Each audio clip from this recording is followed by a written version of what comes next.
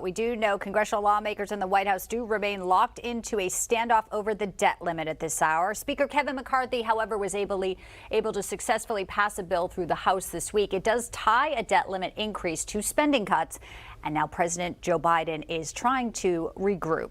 Congresswoman Mace backed McCarthy's bill this week, saying, "I feel heard by the Speaker and I will support the debt ceiling vote today because he listened to my concerns. He's willing to work with us on our concerns about balancing the budget." But we are still a long way from a balanced budget. Let's welcome in now Congresswoman Mace. It's great to see you again, Congresswoman. Thank you for having me. And you're right, we are a long way away from it. But we worked with Kevin McCarthy on Wednesday, and we're going to be leading a balanced budget amendment legislation in the House. And that we need to show leadership on this issue because, quite frankly, both Republicans and Democrats alike are the reason that we're in this debacle today. We had $8 trillion added to the debt under President Trump. So far under President Biden, $4 trillion. That's $12 trillion of debt on the backs of hardworking Americans just in the last 6 years. And it's got to stop. Yeah, I was going to note that since you've been elected, we've seen this $10 trillion increase in our national debt. I want to post a tweet here from former Congressman Justin Amash. He talked about something that you mentioned there, that the Democrats' plan will increase the national debt to $52 trillion by 2033. The Republican plan will increase the national debt to $47 trillion by 2033. And he says these parties are not being led by serious people. Do you think those projections are accurate? And it seems like unless we really do get serious about cutting our national debt, we're playing Russian roulette with our economy. The numbers don't lie, and there are, if you do the math, you can get to 47 trillion versus 53 trillion, Democrat versus Republican, and it's like going 80 miles per hour versus going 60 miles per hour.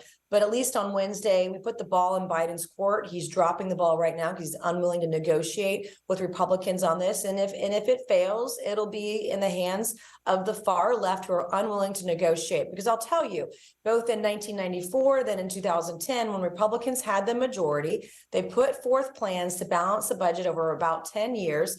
It ended up being done faster than that. And when there were Democrat presidencies in 1998 and then 2011, we were able to do that because we put strong restrictions on spending. We made some tough decisions. Both sides worked on it together. And I just don't understand, given the polarization that we have today, they're literally putting our economy in jeopardy because of politics, and it's wrong. And the poll numbers of his presidency, you think he'd make at least a good faith effort to continue the conversation on such an important issue. Congresswoman Mace, while we have you here, we want to get your thoughts on a new column. You've been very vocal about your party's stance on abortion. You see eye to eye with many members on, reproductive issues. We know abortion is coming up quite often.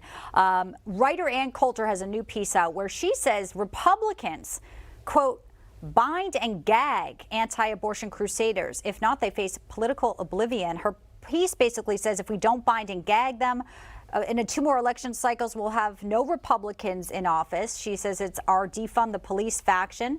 And, basically she's contending that millions more babies will be killed if Democrats get elected and have supermajorities. Do you think she has a point here in this piece and what she's trying to articulate to the GOP? She does. And this is an issue that I've been working on since before I came to Congress as a state lawmaker. And my pro-life values are based within the Republican Party platform. But we have allowed a handful of people to hijack this debate and go crazy. And we just saw in South Carolina this week where pro-life advocates were trying to get an all-out ban, no exceptions, and it failed. And state law in South Carolina is 22 weeks right now is where it's banned. The far left wants 3rd trimester abortions. 22 weeks is getting pretty darn close there. Most people would say they would agree with 15 to 20-week abortion bans, but because they want to get so extreme, they don't want to have exceptions for rape or girls that have been victims of incest, we can't move the ball forward in protecting life. And if I bring up birth control, some of these groups won't even talk to me because I'm talking about birth control. Well, here's the thing. If you really want to get serious about saving lives, then you've got to get serious about making sure that women in rural areas have access to birth control so that they don't have unwanted pregnancies. I'm really proud of our governor in South Carolina and our state senator from my district last year. They signed a bill into law that would allow pharmacists to give women birth control pills from the pharmacy rather than going to the doctor. That's a great step in the right direction. But they want to allow just a handful to hijack the conversation.